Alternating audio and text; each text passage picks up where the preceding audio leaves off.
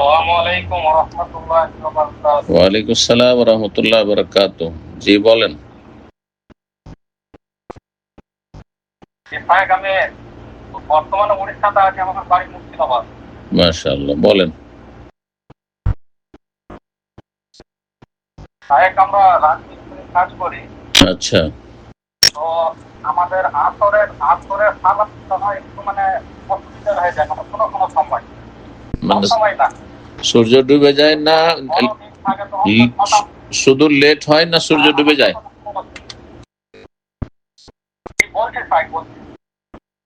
যখন বড় দিন থাকে তখন ওই 5টা 5:30টার সময় আমরা কাজ ছেড়ে দিই। তখন ওই 6টা 6:30টার সময় সূর্য ডুবে মগরিবে রক্ত হয়। মাগরিবের আগে আগে করা হয় 8 ঘন্টা বা 1 ঘন্টা আগে। আর যখন ছোট দিন থাকে 5টা 5:30টার সময় মাগরিবের টাইম হয়ে যায়, সূর্য ডুবে যায়, তখন সময় পাওয়া যায় না। তো তখন কি জোহরের সময় ওটাকে জমা করা যাবে? জমা কেন করবেন? কাজের সময় ওই 5 মিনিট নামাজ পড়ার জন্য টাইম দিবেন না? সিগারেট খেতে দিচ্ছে, বিড়ি খেতে দিচ্ছে মানুষকে, হ্যাঁ, রেস্ট করতে দেয় না রাজমিস্ত্রিকে? আপনি ওই কাপড়ে, যে কাপড়ে আছেন না, যেখানে আপনার কাদা লেগে আছে, মাটি লেগে আছে, ওই অবস্থায় নামাজ পড়েন ওই জায়গাতে ওয়াক্ত মোতাবেক।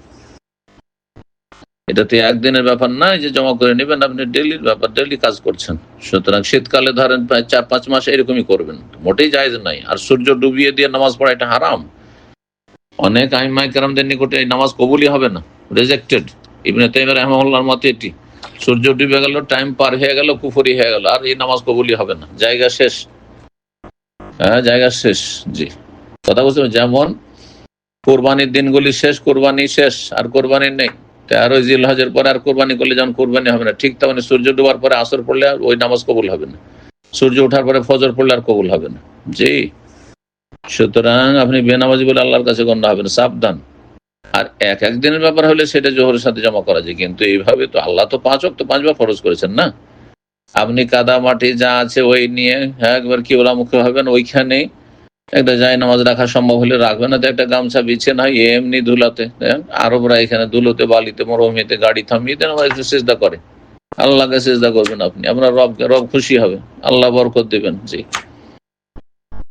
বারাকাল্লাহ ফিকুম। 7 থেকে 8 মিনিট মাত্র লাগবে, 4 রাকাত আসর পড়তে মাত্র 8 মিনিট লাগবে। 8 মিনিটের আপনার বিরতি দিবে না, বিড়ি খোরকে বিরতি দিচ্ছে। জি, অবশ্যই ভাবে নামাজ পড়বেন।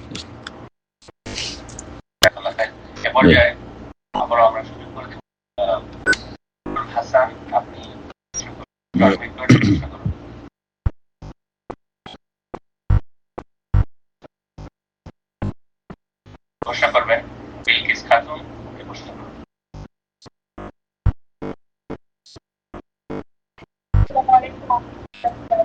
ওয়ালাইকুম আসসালাম রহমতুল্লাহ বরকাত।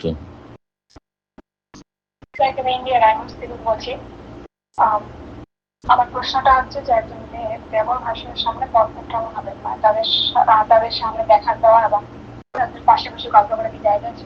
দেবর ভাষণের সামনে গল্প করা, চেহারা খুলে না চেহারা ঢেকে?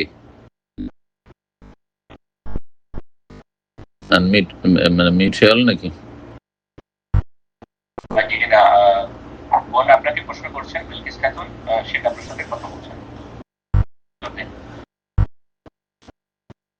বিলকিস খাতুন। হ্যাঁ, আমি শুনছি। আমার প্রশ্ন হচ্ছে যে দেবর ভাসুরের সামনে কথা যখন বলছে, গল্প করছে বা কথা বলছে প্রয়োজনে, তখন চেহারা শরীর ঢেকে আছে বোরখা পরে, নেকাব পরে, না চেহারা খোলা?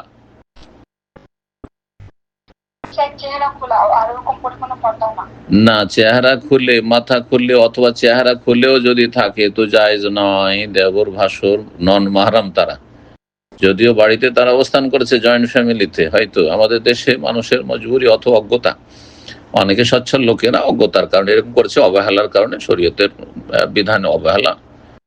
আর যাদের অধিকাংশ লোকের পয়সা নেই, হয়তো যে আলাদা আলাদা বাড়ি করবে, 3-4 ভাই 5 ভাই একসাথে থাকে জয়েন্ট ফ্যামিলিতে, অথবা সামাজিকতা, পারিবারিক কাঠামো এটাই, তো এতে অনেক গুনাহ হয়ে থাকে, তার মধ্যে এটি একটি গুনাহ না, মোটেই জায়েজ নয়। যদি কথা বলতে হয় সামনে এসে, তাহলে বোরখা পরে পুরো নেকাব লাগিয়ে গোটা শরীর ঢেকে কথা বলবে, শুধু হাত কবজি পর্যন্ত খোলা রাখতে পারে, আর টাকনার নিচের থেকে পা এতটুকু হয়তো খোলা রাখতে পারে, যেগুলোতে তেমন কোনো আকর্ষণ নেই, আর সেটা যদি ঢেকে রাখা আরো ভালো।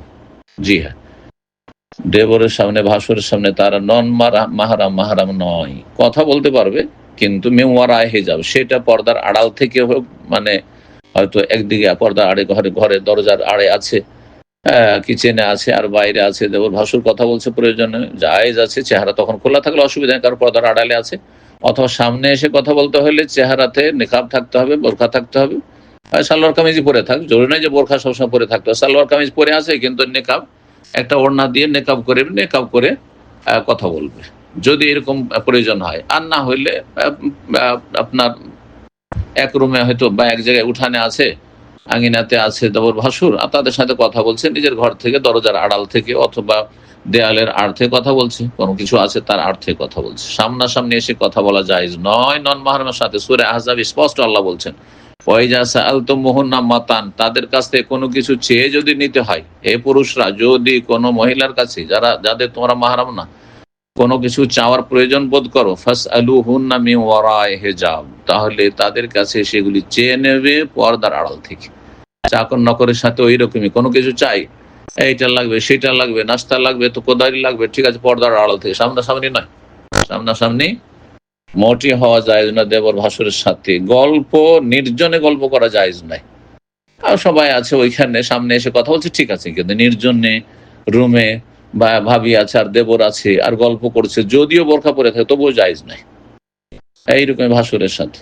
কিন্তু শ্বশুরের সাথে অসুবিধা নেই, শ্বশুর মাহরাম রুমের ভিতরে একা গল্প করতে পারে, যদি ফেতনার আশঙ্কা যদি না থাকে। কিন্তু অনেক শ্বশুরে যদি নজর খারাপ হয়, হ্যাঁ, বদ প্রকৃতির হয়, তাহলে তার থেকে পর্দা করতে হবে, বা আলাদা বাড়িতে আলাদা বাসায় থাকতে হবে। জি, বারাকাল্লাহ ফিক, আল্লাহ তৌফিক দান করুন। প্রশ্ন করবেন বাপি মধু।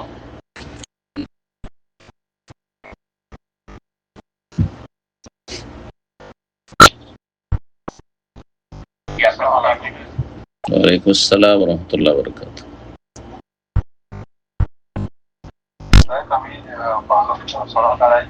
কোথা থেকে?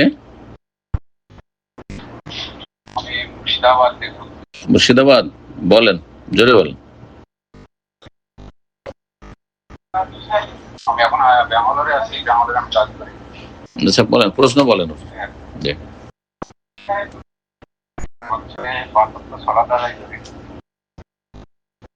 তো মাঝে মাঝে গোনা হয়ে যায়।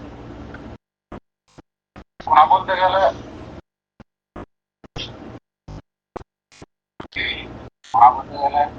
ওই তামাক জাতীয় জিনিসগুলো মানে ছাড়তে পারি। তামাক হ্যাঁ, গোনাকে গোনা মনে করতে হবে যে এটা হারাম আমার জন্য, যেমন আমার জন্য হারাম রিজিক হারাম, শুকুরের গোস্ত হারাম, কুকুরের গোস্ত হারাম, বিড়াল খাবেন না, হারাম। বোঝা গেছে? একটা যদি হ্যাঁ মরা মরা আপনার মুরগি হয়, খাবেন না, হারাম। ওই রকমই মনে করবেন যে তামাক ওই রকম আমার জন্য হারাম। হারামকে যখন হারাম গণ্য করবেন, তখন তারপর একটা ঘৃণা চলে আসবে। বোঝা গেছে? এবং আপনি তখন দৃঢ় সংকল্প হবেন, মন শক্ত করতে পারবেন, এবং আল্লাহর আযাবকে ভয় করবেন যে আমি হারাম খাবো তো আমার তো দোয়া কবুল হবে না, এবং আল্লাহ তো সন্তুষ্ট থাকবেন। জি, আল্লাহ তো আযাব দেবেন, সব কথা চিন্তা করতে হবে।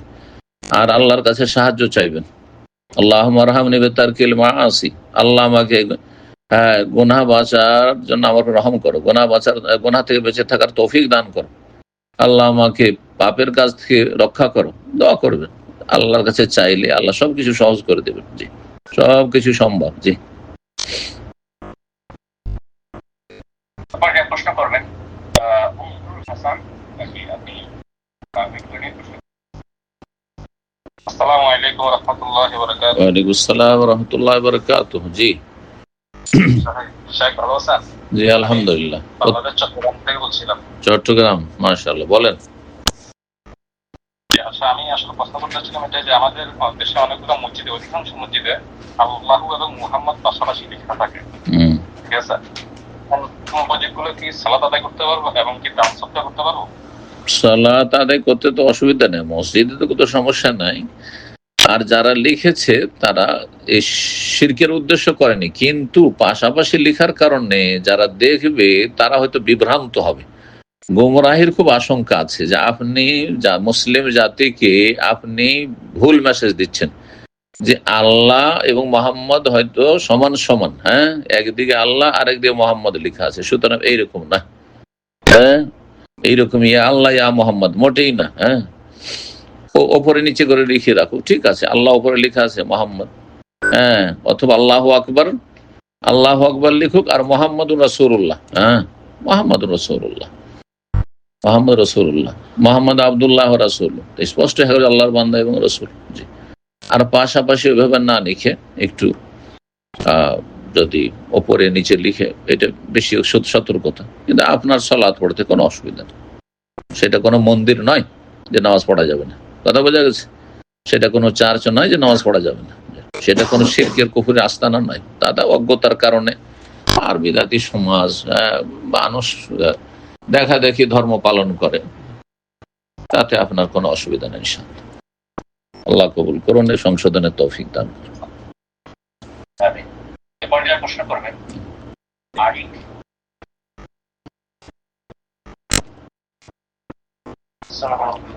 ওয়ালাইকুম আসসালাম রহমতুল্লাহ বারাকাতুহু।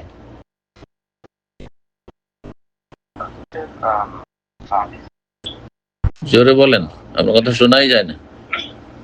কোথায় বলছেন? আমি ক্যালিফোর্নিয়াতে বলছি। জি, জোরে বলেন, মনে হচ্ছে ঘুম থেকে উঠেছেন।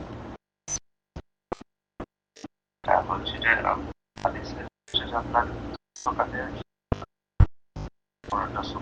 কিছুই শুনলাম না। আমি জানতে চাচ্ছিলাম যে কতটা দেরি করতে সকাল সন্ধ্যার জিকির নাকি? জোরে একটু শুনলাম না তো আমি। সকাল সন্ধ্যার জিকির বলছেন? হ্যাঁ, সকালে জোহরের সালাত, সকালে সকালে জোহরের সালাত, সকালে কেন জোহরের সালাত পড়বেন? দুপুরে জোহরের সালাত। গ্রীষ্মকালের কথা বলছি, গ্রীষ্মকালে যে জোহরের সালাত একটু ডিলে করে পড়ার কথা বলা হয়েছে, সেটা কতটা দেরি করা যাবে কি আমি জানতে চাচ্ছি। গ্রীষ্মকালে ঠান্ডার দেশে আপনার, আপনি আমেরিকায় থাকেন, কানাডায় থাকেন, তো সেখানে তো সবসময় মাইনাসই প্রায় থাকে। আর থাকলেও আর কতটা গ্রীষ্মকালে বা কতটা গরম থাকে? হাদিসে এই না যে গ্রীষ্মকালে আছে এজাস্তাদ্দাল হার, যখন রোদের প্রখরতা থাকবে, প্রচন্ড গরম থাকবে। ইস্তাদ্দা মানে প্রচন্ড, আর হার মানে গরম, প্রচন্ড গরম হবে।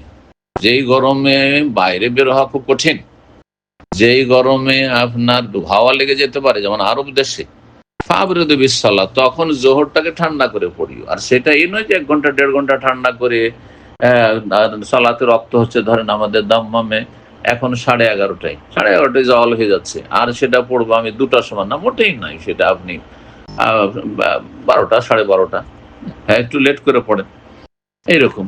কিন্তু এনে যে 2টো 2:30 করে, 2:30 পৌনে 3টাতে আজান হয়ে যাচ্ছে, আসর আজান। কিছুদিন পরে তো 2:30 এখানে আসর আজান হয়ে যাবে। তো উদ্দেশ্য হচ্ছে যে গরমের প্রখরতা যদি থাকে আপনার ওখানে, যদি হয় যে এমন কোনো দিন যেদিন খুব প্রচন্ড গরম, তাহলে সেই দিনে এতটা ঠান্ডা করবেন যাতে গরমের যে প্রথম গরমটা যেটা শুরু হয় দিন ধরেন 10টা 11টা থেকে, সেটা প্রায় 1টার দিকে শেষ হয়ে যায়। 1টার দিকে সেটা কমে যায়, কমতে লাগে, তখন মাইনাসের দিকে চলে যায়, তখন আপনি আদায় করে নেন। কিন্তু এর মানে এই নয় যে 2টো 2:30 বাজিয়ে দেবেন আপনি, না, মোটেই না। জি, বারাকাল্লাহু ফিক। তারপরে এটা একা একা পড়া যাবে না, জামাত ছেড়ে। জামাত তাহলে মসজিদের মুসল্লিদের নিয়ে একটা মিটিং এর মাধ্যমে বা মসজিদের দায়িত্বশীলরা অথবা সরকারের ফয়সালা করবে। যেমন সৌদি আরবে পরিবর্তন হয় না, কারণ একটা সিস্টেমে চলছে, ধর্ম মন্ত্রণালয় চলতি আছে। তো আর এটা উত্তম হুকুম, এটা কোনো ফরজ হুকুম নয় যে আমাদের ঠান্ডা করতে হবে, নামাজটাকে ঠান্ডাতে পড়তে হবে। মানুষের যেটাতে সুবিধা, মানুষের সুবিধা যে টাইম জানা আছে, জওয়াল হয়ে গেছে, জোহর হয়ে গেছে। আর আজকাল এসির গাড়ি আছে মানুষের কাছে, বাড়িতে এসি, গাড়িতে এসি, আর মসজিদও এসি, সুতরাং কোনো অসুবিধা নেই। দুনিয়ার সমস্ত কাজ করে বেড়াচ্ছে, শুধু নামাজটা ঠান্ডা করতে আর কাজকর্ম, দুপুরবেলা ডিউটি করাচ্ছে গরিবদেরকে রাস্তা। তাহলে তো বোঝা গেছে এই হুকুমটা পালন করা কিন্তু ফরজ নয়, বরং এটি মুস্তাহাব, কথা করা ভালো। সুন্নাত মুস্তাহাব, যে গ্রীষ্মকালে যখন রোদের প্রখরতা থাকবে, প্রচন্ড রোদ থাকবে, তখন রোদের অনিষ্ট থেকে বাঁচার জন্য আপনি বিলম্ব করবেন, একা একা নয়, জামাত সহকারে মসজিদের মুসল্লিদের সাথে মতামত বিনিময়ের মাধ্যমে, পরামর্শের মাধ্যমে। জাযাকুমুল্লাহ। প্রশ্ন করবেন মোহাম্মদ আলী।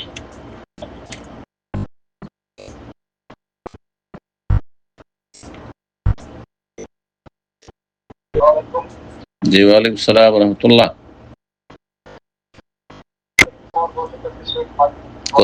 কোথা থেকে?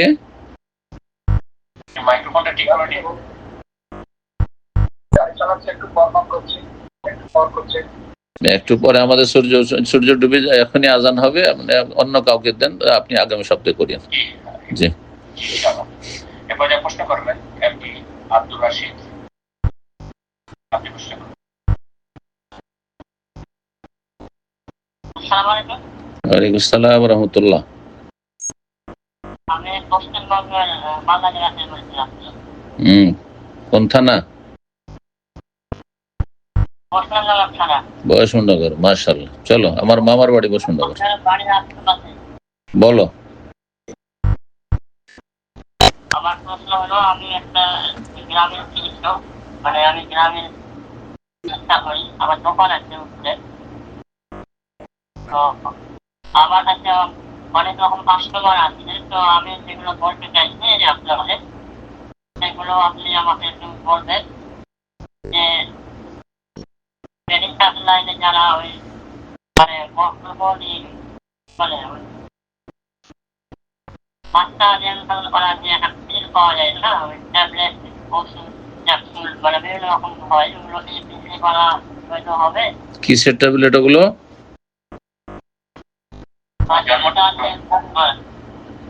জন্ম নিয়ন্ত্রণ। হ্যাঁ হ্যাঁ হ্যাঁ। জন্ম নিয়ন্ত্রণের ট্যাবলেট ব্যবহার করা জায়েজ, হ্যাঁ, স্থায়ী ভাবে বন্ধ করা জায়েজ নয়, হ্যাঁ, যদি কোনো শারীরিক বড় সমস্যা না থাকে, ঠিক আছে।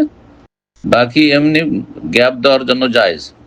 গ্যাপ দেওয়ার জন্য জন্ম নিয়ন্ত্রণ করা, ফ্যামিলি প্ল্যানিং করা, মানে আমি প্রতি বছরে 1.5 বছর 2 বছরে না হয়ে যায়, 3 বছর পর হোক, 4 বছর পর হোক, জায়েজ আছে। সুতরাং এইভাবে কেউ যদি ওষুধ খায় তো জায়েজ আছে, সুতরাং সেই ওষুধ বিক্রি করাও জায়েজ আছে। জি, রিজিকের ভয় না থাকে, একটি কথা যেন মনে থাকে, একটা শর্ত, যে আমি খাওয়াইতে পারবো না, এটা যেন না থাকে। একটু কষ্ট হবে, মায়ের কষ্ট হয়ে যাবে, আমারও কষ্ট হয়ে যাবে, সেই জন্য হয়তো, হ্যাঁ, বা ছেলে মেয়ে যথেষ্ট হয়ে গেছে, 5-7টা 10টা হয়ে গেছে, যা আর হ্যাঁ নেব না হয়তো, তো আলেমরা অনেকে জায়েজ বলেছেন সেটাকে। জি, বারাকাল্লাহু ফিক। জি, না, আজান চলছে, একটা প্রশ্ন শুধু করে না, সমস্যা নেই, আমাদের আজান একামতে 10 মিনিট টাইম থাকে, আজান হয়ে যাচ্ছে।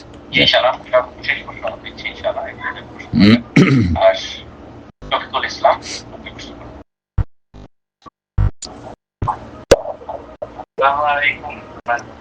ওয়ালাইকুম আসসালাম ওয়া রাহমাতুল্লাহি ওয়া বারাকাতুহু। জি,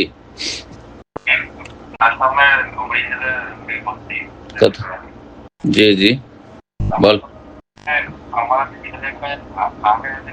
নেই, তো হানাফিদের মসজিদে বেশি, তো ওখানে তবলিগ জামাত সবসময় থাকি, সব মসজিদে দেয়। তো ওদের জামাতের আগে যদি আমি করে নিই, অস্ত্র পর পরই ওদের জামাতের আগে, তো এভাবে কি করা ঠিক হবে ওদের মসজিদগুলোতে? না না, বিলম্ব করলো আপনি তাদের জামাতে নামাজ পড়বেন। জামাতে বিচ্ছিন্নতা সৃষ্টি করা জায়েজ নয়। শুধু সমস্যা আসরে আর ফজরে, ঠিক আছে। তো আসর ফজরটা আপনি বাড়িতে পড়ে নেবেন, ঘরে পড়ে নিয়ে, আর তারপরে যদি তাদের আশেপাশে জামাতে চলে যাবেন, দ্বিতীয়টা নফল হয়ে যাবে, কিন্তু জামাতে যাবে না। এটা পড়ে নিলে ভালো, বাড়িতে পড়ে নিলে তারপর তাদের সাথে পড়লেন। এইরকম ক্ষেত্রগুলিতে বিলম্ব করলে অসুবিধা নেই, কারণ বৃহৎ স্বার্থে মুসলিমদের ঐক্য বহাল রাখা, যদিও তারা একটু লেটে নামাজ পড়ছে, সুন্নতের খেলাফ করছে, তো এটাই করা উচিত। জি, এই জন্য তাদের জামাতে গিয়ে নামাজ পড়বেন। জি, জামাতে নামাজ না পড়লে বলবে যে ফজরে এই লোকটি আসে না, বেনামাজি, ফজরে আসে না, এই লোকটি আসরে আসে না, ভাববেন, বুঝছেন। হ্যাঁ, তারা সেখানে তবলিগ জামাতের লোকের অবস্থান করছে, আপনি সেই সব চিল্লে যাবেন না, তাদের সাথে গুনার কাজে সহযোগিতা করবেন না, কারণ তাদের বিদাতি জামাত, বিভিন্ন বিদাত শিখায় তারা, এবং তাদের কিতাবে শিরক বিদাত আছে, যা করি কিচ্ছা কাহিনী, স্বপ্নের কিচ্ছা, ধর্ম সেটা, হ্যাঁ, স্বপ্নের মাধ্যমে পাওয়া এই তরিকা, চিল্লার তরিকা, সুতরাং তাতে অংশ নেবেন না। কিন্তু তাদের সাথে তারা মুসলিম ভাই, সুতরাং তাদের জামাতে গিয়ে নামাজ পড়ার কওম আর রাখে, নামাজ পড়বেন, আর তার আগে গিয়ে সেখানে নামাজ পড়বেন, হতে পারে যে কেউ সেখানে ঝগড়া বাঁধিয়ে দিবে। আর যেমন তারা মারামারি করেছে একই মসজিদের ভিতরে, বাইতুল মোকাররমে মারামারি করছে, তারা যদি অন্যায় কাজ করে তো আমরা তো অন্যায় শিক্ষা দেবো না, আমরা তো ভালো শিক্ষা দেবো, আমরা তো ঐক্যের শিক্ষা দেবো। যার ফলে তারা বিভিন্ন বেদাত করলে যতক্ষণ বড় শিরক কেউ করেনি ততক্ষণ তাদের পিছনে সালাত আদায় করবো। বারাকাল্লাহ ফিকুম, তাদের সাথে সালাত আদায় করবে।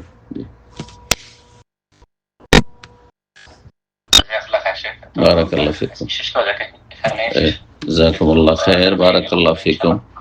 রব্বুল আলামিনের কাছে দোয়া করি আমাদের সকল ভাই বোনদের জন্য যারা আজকের অনুষ্ঠানে থাকলেন, আল্লাহ আপনাদের সকলকে উত্তম প্রতিদান দান করেন, দিন দুনিয়ার সার্বিক কল্যাণ, রহমত, বরকত দান করেন, এবং আল্লাহ রব্বুল আলামিন আমাদের সমস্ত অনিষ্ট থেকে, বালা মুসিবত থেকে হেফাজতে রাখেন।